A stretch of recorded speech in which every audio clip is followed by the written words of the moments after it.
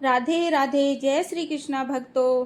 आज है भाद्रपद मास की कृष्ण पक्ष की अजय एकादशी। अजय एकादशी की आप सभी को ढेरों शुभकामनाएं। तो आज हम अजय एकादशी का मातम सुनेंगे, श्रवण करेंगे और देखेंगे कि इसका व्रत करने से क्या फल मिलता है और यह व्रत तो चलिए सुनते हैं भाद्रपद मास की अजय एकादशी का महात्म्य।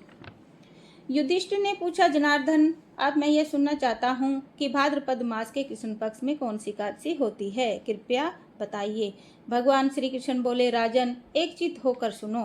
भाद्रपद मास के कृष्ण पक्ष की एकादशी का नाम अजा है। वह सब पापों का नाश करने वाली बताई गई है।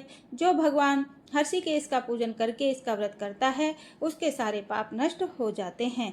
पूर्व काल में हरिश्चंद्र नामक एक विख्यात चक्रवर्ती राजा हो गए हैं, जो समस्त भूमंडल के स्वामी और सत्य प्रतिज्ञ थे।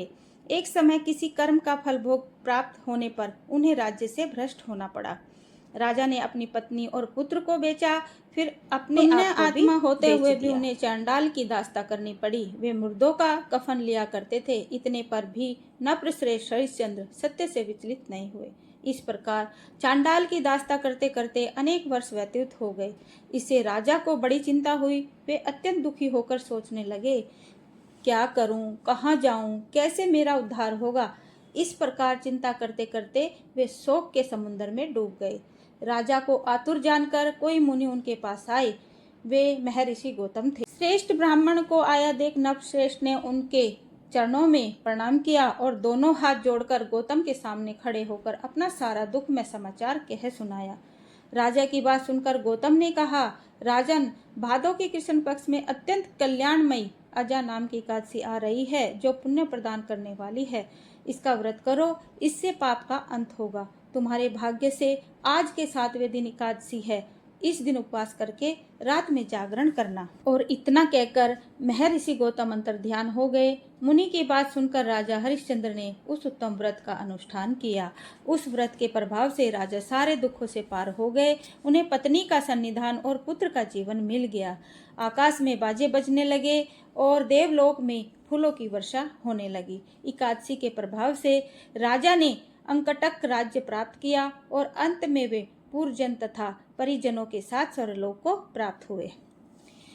राजा युधिष्ठिर, जो मनुष्य ऐसा व्रत करता है, वे सब पापों से मुक्त हो स्वर्गलोक में जाते हैं। इसके पढ़ने और सुनने से अश्वमेघ यज्ञ का फल मिलता है।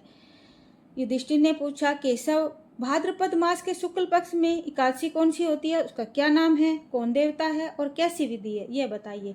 और ये हम अगली एकादशी को पढ़ेंगे। जो अगली एकादशी का नाम है पद्मा एकादशी। तो राधे राधे।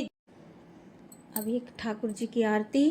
जय श्री कृष्णा। बोलो बाकी बिहारी लाल की जय। हाथी घोड़ा पाल की जय। कन्हैया लाल की। सभी ने धूमधाम से ठाकुर जी का जन्मोत्सव मनाया होगा।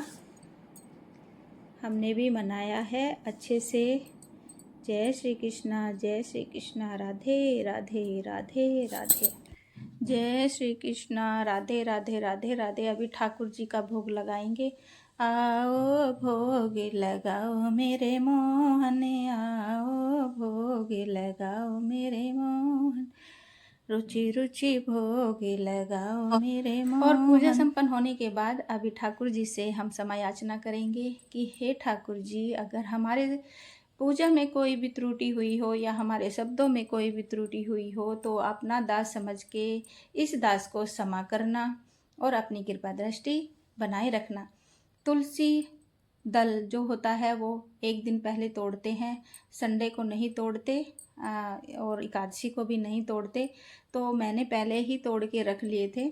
तो उनका भोग लगाना बहुत ज़रूरी है। तुलसी दल का ठाकुर जी को बहुत पसंद है तुलसी, तो इसलिए पहले दिन ही आप तुलसी को तोड़ लेना। और अगर मेरी ये वीडियो आपको अच्छी लगे तो लाइक शेयर ज़रूर करना और कमेंट में राधे राधे ज़रूर लिखना। नए हो तो सब्सक्राइब ज़रूर करना और अपना प्यार सपोर्ट यूँ ही बनाए रखना। जय श्री कृष्णा, जय श्री कृष्णा। राधे राधे।